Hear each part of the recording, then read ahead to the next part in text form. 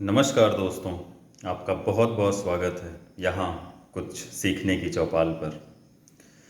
जैसा कि आप सबको पता है कि आज हम अपने अतीत के पहले अध्याय को समझेंगे।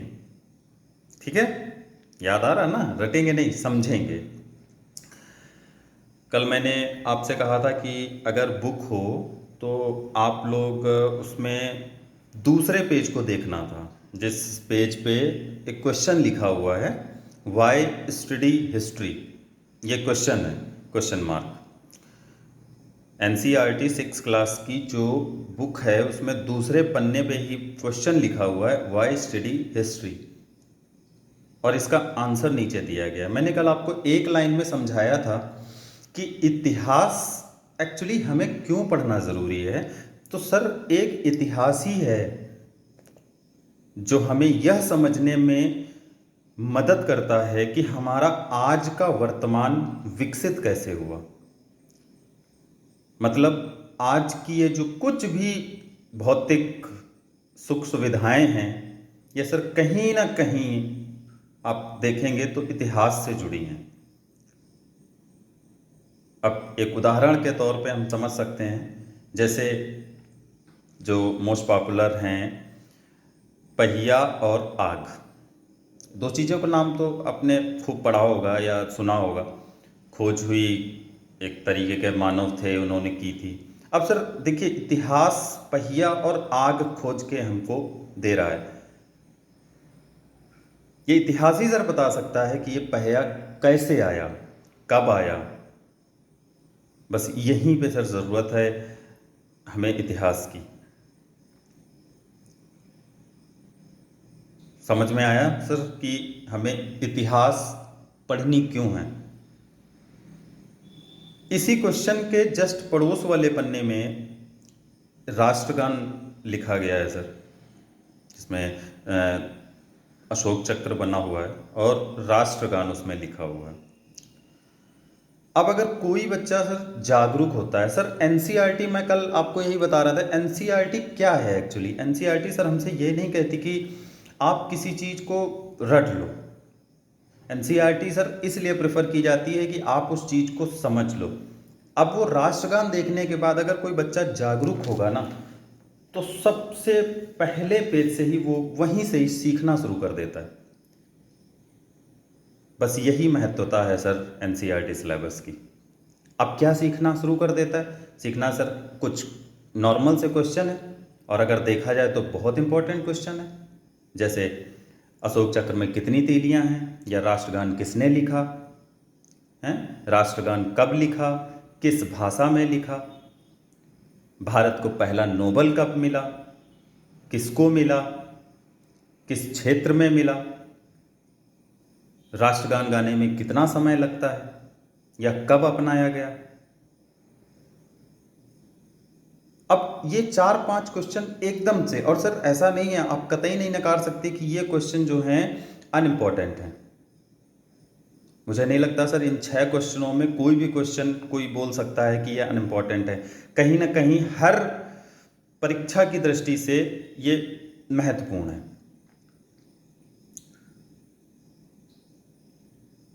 अब सर देखिए, इतनी देर हो गई हमें क्वेश्चन बताए हुए, अब यहाँ पे कमी तो समझने की ही है ना।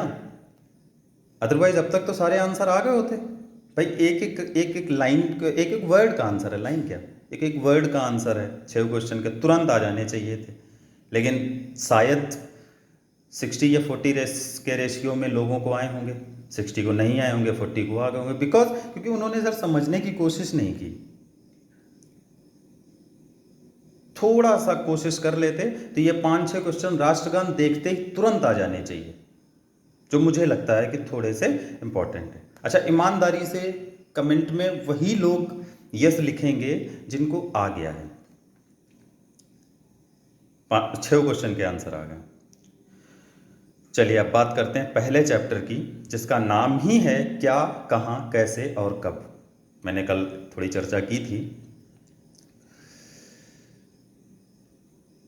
सर इसमें हम चैप्टर में जो लिखा है वो हम बिल्कुल ना किताब खोलेंगे। हमने क्या किया, एक छोटा सा इंडेक्स बना लिया सर, आपको दिख रहा होगा। स्क्रीन में, ये इंडेक्स है पहले चैप्टर का। इतनी हेडिंग है पहले चैप्टर की एनसीईआरटी की बुक में। सर इसका अपना एक अलग फ़ायदा होता है। क्या फ़ायदा होता है? जैसे कोई चैप्टर है सर 50 पन्ने का, तो वो सर 50 पन्ने आपके लिए ज़्यादा कठिन है। हेडिंग भले कि उसमें 3 ही है, पॉइंट उसमें 3 ही दिखाए गए हैं, बट इतना मैटर लिख दिया गया कि 50 पन्ने। अब आप जैसे ही वो चैप्टर ओपन करते हो, इंडेक्स में देखते हो 50 पेजेस, ऐसे ही थोड़ा सा कॉन्फिडेंस, यार 50 पन्ने। और वही जब 3 पॉइंट आप एक पन्ने पे लिख लेते हो और एक बार बुक पढ़ लेते हो, जैसे तैसे करके एक बार हम गलती से पढ़ ली, और एक बार पढ़ने के बाद फिर आपके अंदर एक छोटा सा आत्मविश्वास आ जाता है कि अब मैं इन तीनों पॉइंट्स में कुछ ना कुछ अपनी तरफ से लिख लूँगा। इसी को सर बोलते हैं तार्किक विश्लेषण। उसमें जब आप अपने मन से उन तीनों को लिखेंगे, किताबी भाषा से अलग, किताब पढ़ने के बाद, मैं ये नहीं कह रहा हूँ अपने मन से, पहले एक बार तो किताब आपको पढ़नी पड़ेगी, और एक बार किताब पढ़ने के फिर आप उसको अपने मन से लिखेंगे उन 3 पॉइंट्स को, तो वो ज़्यादा ठीक है सर कि अब 50 पन्ने बार बार, जितने बार आप रिवीजन करोगे या जितने बार आप, तो आप हर बार सोचोगे यार 50 पन्ने पॉइंट 3, अब उनको आप एक जगह लिख लो और उन्हीं 3 पॉइंट अपनी भाषा में आप लिख लो। फिर एक बार अगर आपको कॉन्फिडेंस नहीं है कि शायद मैंने कुछ गलत लिख दिया, तो आप उसको एक बार टैली कर सकते हैं बुक से। ये मुझे लगता है सर, ऐसा करना, ये मेरी व्यक्तिगत राय है कि ये सही रहता है। इससे चैप्टर का बर्डन नहीं होता है, ये लगता है कि हाँ हो जाएगा। अब यहाँ पे देखिए सर, चैप्टर के नाम से ही चैप्टर फिनिश हो जाएगा। देखो कैसे, पहला चैप्टर का वर्ड क्या है सर? क्या, वट। पहला जो वर्ड है क्या है सर? वट। इट मीन्स क्या, सबको पता होगा। क्या का मतलब तो आप लोग समझते ही होंगे। क्या का मतलब होता है, वट का मतलब कि जब किसी भी चीज़ की व्यक्तिगत जानकारी, तो हम वहाँ पे क्या का इस्तेमाल करते हैं। जैसे हमें सर कल का अगर पता करना है तो हम टीवी देख लेंगे या न्यूज़पेपर पढ़ लेंगे। हमें सर 10 साल या 20 साल पहले का देखना है तो हम गूगल बाबा जिंदाबाद हैं, या अगर उस समय का कोई भी हमारे परिवार में या हमारे आस पड़ोस में कोई व्यक्ति है तो हम उससे बात करें। लेकिन सर अगर हमें बात करनी हो सर 470 ईसा पूर्व की,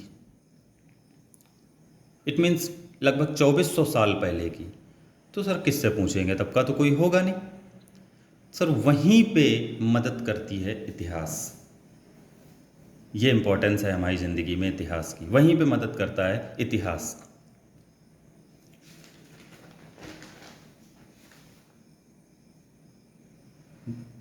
जैसे जो कुछ भी जानना है, क्या था क्या नहीं था, क्या खाते थे क्या पहनते थे, ये सब इतिहास ही बता सकता है। आई होप आप लोगों को समझ आ रहा होगा। क्या का मतलब आपको समझ आया? कमेंट सेक्शन में बताएं। अब दूसरा वर्ड है कहाँ। कहाँ का मतलब आपको अच्छी तरीके से पता है सर कि किसी भी जगह का अगर हम बात करते हैं तो वहाँ पे हम कहाँ का इस्तेमाल करते हैं। तो जाहिर सी बात है सर कि जो लोग जिनके बारे में हम अभी क्या में पता कर रहे थे, वो लोग सर कहीं रहते होंगे ना। तो अब चूंकि इतनी सुख सुविधाएं आज से 2400 साल पहले, 2000 साल पहले तो थी नहीं, तो वो लोग सर अपने रहने के लिए एक निश्चित जगह ढूंढते थे जहाँ पे उन्हें बायोडाइवर्सिटी मिलती थी, जहाँ पे उन्हें पानी मिलता था, वो लोग वहीं रुकते थे। तभी आपने देखा होगा कि जितनी भी सभ्यताएं हुई हैं,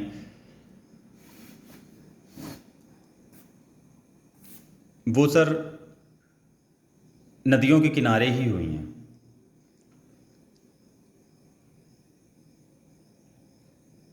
आप लोगों के लिए एक छोटा सा काम है, आप लोग भारत की महत्वपूर्ण कोई 5 नदियां सोचनी है आपको अपने दिमाग में, बिना कॉपी पेन उठाए। कोई भी 5 नदियां आपको सोचनी है और उन 5 नदियों का उद्गम, यानी कि वो कहाँ से निकलती हैं और वो कहाँ गिरती हैं। गलत सोचो, कोई दिक्कत नहीं। देखिए, जरूरी है सोचना।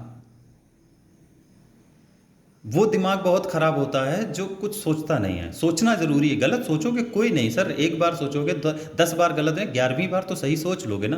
कि कोई भी 5 नदियाँ, उनका उद्गम यानी कि वो कहाँ से निकलती हैं, और ऑन स्पॉट सर ये सोचना है, और वो कहाँ गिरती हैं, ईमानदारी से। अब तीसरे वर्ड की बात करें जिसका नाम है हाउ। हाउ का मीनिंग आप समझते होंगे, मतलब होता है कैसे। अब ये तो सर पता हो गया कि 2 पॉइंट्स में कि क्या था और कहाँ रहते थे। तो अब जाहिर सी बात है, अगली बात होगी कि कैसे रहते थे। मतलब कैसे रहने का मतलब सर कि गुफा में रहते थे, या उनके रहने का स्थान क्या था, या घुमंतू थे, या जंगलों में रहते थे। ये सर कैसे रहते थे, उनका रहन सहन कैसा था, हमें यही समझना होता है थर्ड सेक्शन में, और ये इतिहास ही समझाता है। और चौथा सेक्शन है व्हेन, इट मीन्स कब। कब का मतलब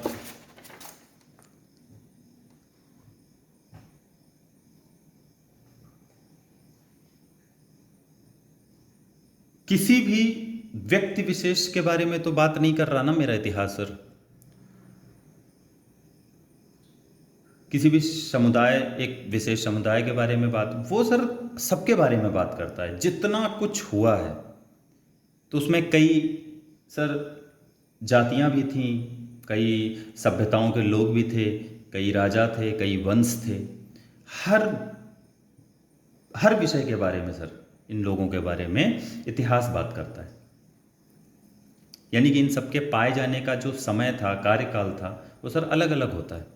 यानी कि सबसे पहले जैसा कि अभी तक देखते आए होंगे आप, सभ्यताएं थीं, सभ्यताओं के बाद में वैदिक सभ्यता, वैदिक सभ्यताओं के बाद में वंश शुरू हुए, वंश धीरे धीरे फिर ब्रिटिश, मतलब इस तरीके से एक कार्य है वो बाद में मैं आपको ये मैं बताने की कोशिश कर रहा हूँ कि अलग अलग लोगों के बारे में, और सबके बारे में बताया किसने, इतिहास नहीं बताया है सर।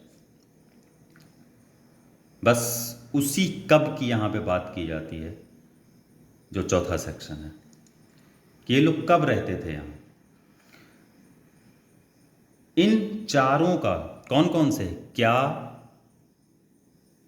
कहाँ, कैसे और कब, जब एक साथ अध्ययन किया जाता है, और कब का, लगभग तब का जब का कोई भी हमारे पास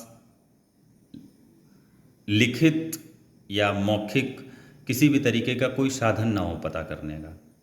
मैं सर आज की डेट में जो गूगल एक्सेप्शनल केस में आता है, लेकिन वो बताता तो सर इतिहास ही है ना।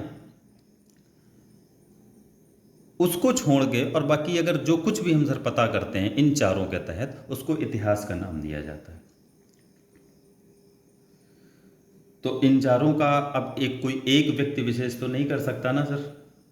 तो इसीलिए हमारे कुछ इतिहासकारों को जोड़कर एक कमेटी बनाई गई थी लगभग 160 साल पहले, आज से 160 साल पहले, लगभग 1861 में, जिसको नाम दिया गया था ASI का,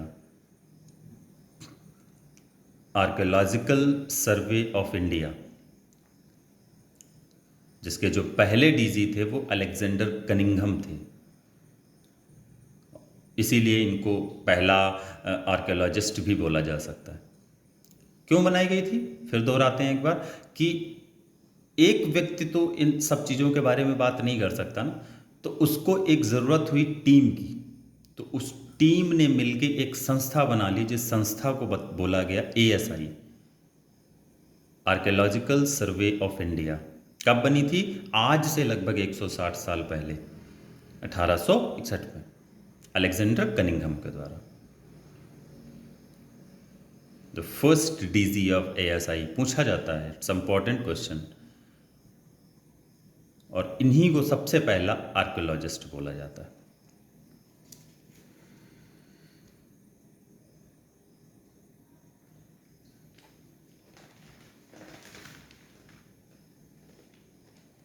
इसी संस्था को जिम्मेदारी दी गई थी इन चारों क्वेश्चन वर्ड के आंसर निकालने की।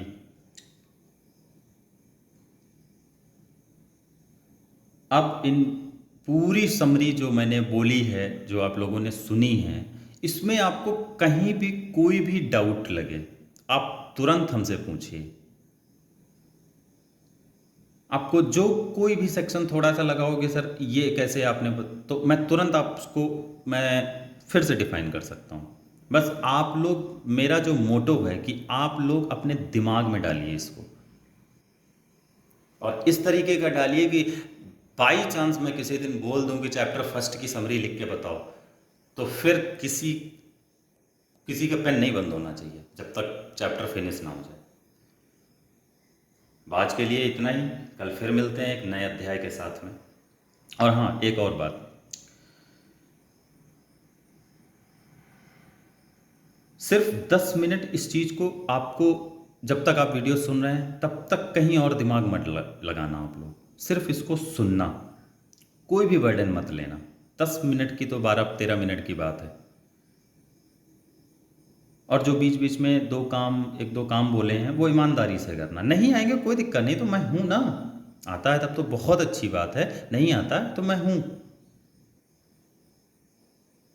पूरी ईमानदारी से आप लोग दोनों काम जो दिए हैं, नदियों वाले और 5-6 क्वेश्चन, वो ईमानदारी से करिएगा। और इस अध्याय को आंख बंद करके 2 मिनट सुन समझ लीजिएगा अपने दिमाग से। बाकी जो फीडबैक हो कल आप लोग बताइएगा। तब तक के लिए बेस्ट विशेस।